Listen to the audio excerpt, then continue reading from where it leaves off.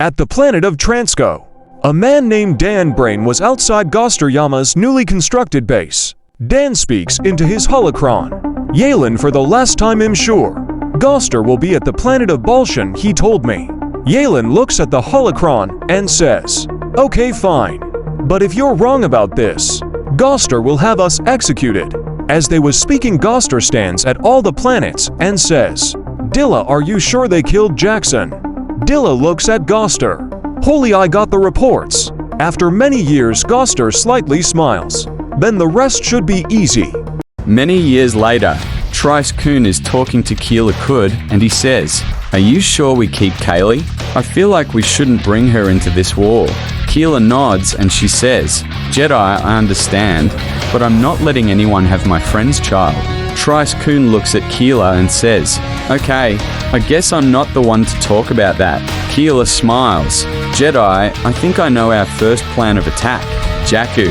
Trice Koon responds, "Why, Jakku?"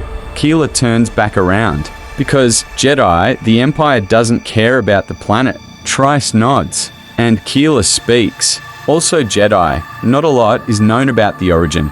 Once we capture the planet, we will fly under the radar. We will attack tomorrow, Jedi." Trice nods. "Okay, I will be ready by then." Trice goes to his bedroom he made for himself, and he falls asleep. After a day goes by, Trice wakes up and gets ready. Keela says, "Jedi, we're about to land, so hurry up." The ship lands and Trice runs towards the door. He sees Jaren and Trice says, "Jaren, you ready for another mission?" Jaren looks up at Trice. "Trice, I have never been more ready." The three soldiers exit the ship and Jaren looks at his map and Trice says, "How did you get a map of here?" Jaren clears his throat and says, "That's not important. I will tell once we finish this mission."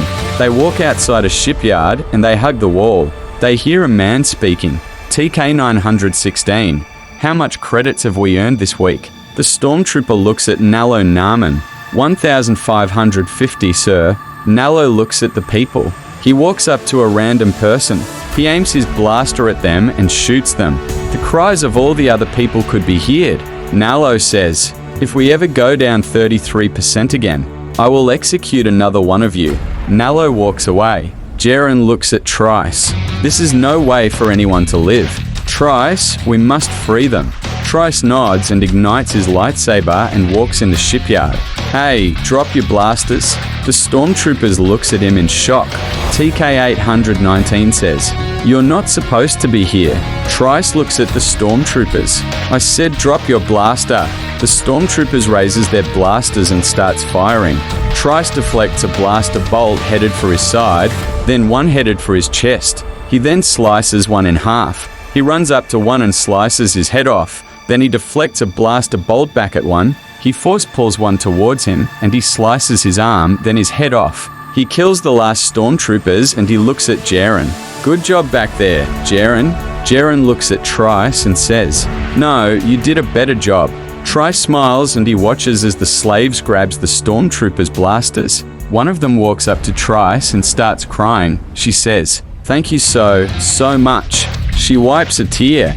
"How could I ever repay you?" Trice looks at her. "By living a normal life." Trice watches as the slaves run off and he looks at Jaren. "We should call up the rest of the Iron Legion." Jaren nods and speaks up. "We really did some good today. You're a great Jedi." Meanwhile, at an Imperial Star Destroyer, an Inquisitor walks up to another Inquisitor. "Agent 3, why am I getting word that Jakku is under attack?" Agent 3 looks at Agent 1. "Sir, it seems like the slaves are being saved. 5 of the 19 location has our slaves rioting. Should I call up the Death Star?"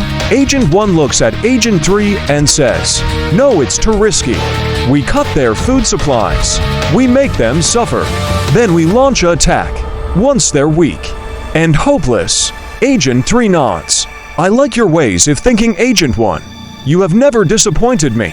Back with the Iron Legion, the ship lands and Killa walks out and speaks. "Is this planet almost ours?" The rest of the 50 Iron Legion members walks out and Trice nods. "Yes, ma'am." Killa Koon smiles. "Good work, Jedi. I really owe you big time."